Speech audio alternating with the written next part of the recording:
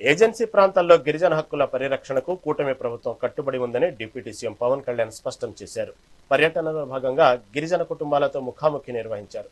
అనంతరం వారి సమస్యలను అడిగి తెలుసుకున్నారు. స్వాతంత్రం వచ్చిన 70 ఏళ్లుగా రోడ్డు ముఖం చూడని మారుమూల గ్రామాలకు తమ ప్రభుత్వం రోడ్లు వేసిందని గుర్తు చేశారు. గిరిజన గ్రామాల్లో మౌలిక సదుపాయాల కల్పనకు ప్రాధాన్యత ఇస్తున్నామని తెలిపారు. జల్ జీవన్ మిషన్ ద్వారా వేలాది గ్రామాలకు తాగునీరు అందిస్తున్నామని వెల్లడించారు. రోజు మీకు ఈ భరోసా ఏం కల్పించి రోడ్డు వేసినప్పుడు మీకు ఒకటే భరోసా ఏం కల్పించాలంటే ప్రధానమంత్రి గారి సహకారం కానీ ఈ రోజున ఈ పర్టికులర్ పథకం పూర్తిగా 90% కేంద్ర ప్రభుత్వం ప్రధానమంత్రి గారి నేతృత్వంలో జరిగే నిధులు వారు ఇచ్చే నిధుల నుంచి ఈ రోడ్లు వేయగలిగాం. ఇదే నిధులు ఇంతకుముందు కూడా ఉన్నాయి ఇదే నిధులు. ఎందుకు వేయలేకపోయారంటే ఆ డబ్బులు వాళ్ళు ఏం చేసుకున్నారో మనకు తెలియదు. మీకే వాళ్ళ నాయకులు ఎప్పుడు రోడ్ల మీదకి వస్తే అడగండి.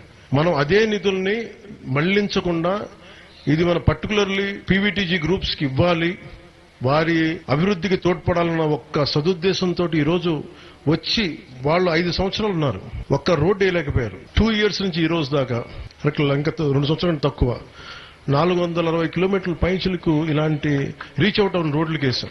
అంటే దీన్ని బట్టి నేను ఇది మీకు ఏం చెప్తానంటే ఇంకా వేయాల్సిన రోడ్లు చాలా ఉన్నాయి, నీళ్లు ఇవ్వాల్సిన నీటి కనెక్షన్లు చాలా ఉన్నాయి, పిల్లలు స్కూల్స్ ని కొత్తగా పెట్టాల్సిన అవసరాలు ఉన్నాయి. ఒకటిగా సమస్యలు అనేకం వస్తా ఉన్నాయి. ఈ రోజు ఒక రోడ్డు వేయడానికి వస్తే మనకి ఇక్కడ పండే పంటకి మేము వెళ్ళటానికి పక్క ఊర్లకు పోవడానికి కొంచెం కరెక్ట్గా రోడ్లని ఇవన్నీ చేయడానికి మేము సంసిద్ధంగా ఉన్నాం చెప్పడానికి, పారిపోవడానికి ఉండి నిలబడి సమస్యను తీర్చడానికి ఉన్నామని చెప్పడానికి మన నందిగారు గ్రామం నుంచి నేను ఈ రోజున జనసేన ఆవిర్భావ దినోత్సవం సందర్భంగా ఎన్డీఏ కూటమి ప్రభుత్వం తరఫున గౌరవ ముఖ్యమంత్రి నారా చంద్రబాబు నాయుడు గారి తరఫున మీ అందరికీ నేను ఈ మాట తెలియజేస్తాను.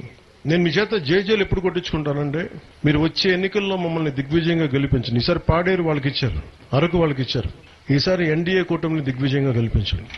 మీరు అంటే ఇది ఎందుకు చెప్తున్నానంటే మీరు 15th ఫైనాన్స్ కమిషన్ డబ్బులు కానీ సర్పంచులు కానీ నేను పార్టీ చూడలేదు, వీళ్ళు మనకు ఓట్లు వేశారా లేదా చూడలేదు.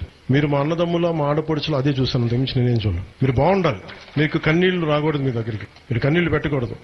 మేము ఉండి పని చేయడానికి ఉన్నాం. ఇక్కడ మావోయిస్టులు ప్రాబల్యం ఉన్న ప్రాంతాలు ఇక్కడ రావడానికి నాయకులు రారు, భయపడతారు. నాకు ఎందుకు భయం లేదంటే నేను ప్రజల కోసం పనిచేసేవాడిని.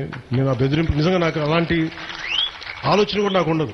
కాకపోతే ఒకసారి నా ఒక్కడిదే కాదు కదా సెక్యూరిటీ, ఒకసారి అధికారులు కూడా వెళ్ళాలి, పోలీస్ కానిస్టేబుల్స్ వెళ్ళాలి, కమాండోస్ వాళ్ళ దృష్టిలో పెట్టుకుని సహజంగా ఏజెన్సీ ప్రాంతంలో మధ్యాహ్నం తర్వాత మీటింగులు ముగించేస్తాం. మీరు అనుకోవచ్చు ఎందుకు సాయంత్రం దాకా ఉండడం, 2 దాకా 3 తర్వాత వెళ్ళిపోతారు, ఎందుకంటే ఇది సెక్యూరిటీ ప్రోటోకాల్. ఎందుకంటే గతంలో ల్యాండ్ మైన్స్ పెట్టేవాళ్ళు, కొన్ని గొడవలు జరిగి వీటన్నిటి వల్ల